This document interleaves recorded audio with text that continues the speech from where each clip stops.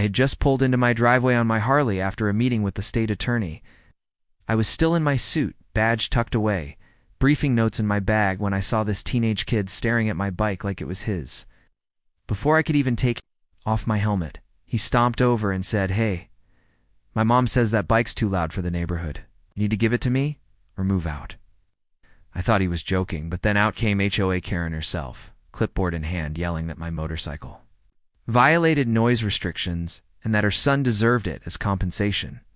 I calmly explained that I was a state investigator and that this was my personal property parked in my private driveway. She didn't care.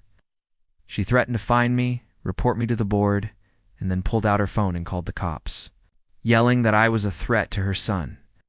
Meanwhile, I quietly texted the state attorney to inform him of the situation since I had just briefed him minutes earlier and was still technically on duty. Within 10 minutes, 2 squad cars showed up, and one of the officers recognized me immediately, said, "Sir, do you want to press charges for attempted intimidation or harassment?" Karen's face dropped so fast it was like she had seen a ghost. She tried to say it was a misunderstanding, but it was too late.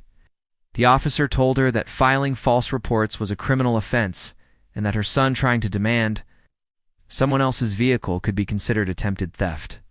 As they questioned her, the state attorney himself called my phone on speaker and said, "Let me know if you want us to file a restraining order. I'll have legal on it by morning." Karen was suddenly quiet, eyes wide.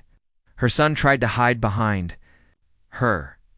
I turned to the officer and said, "No charges this time. Just let them know this is their one warning." The officer nodded.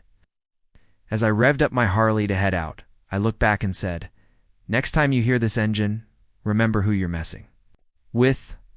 I rode off as they stood frozen on the curb.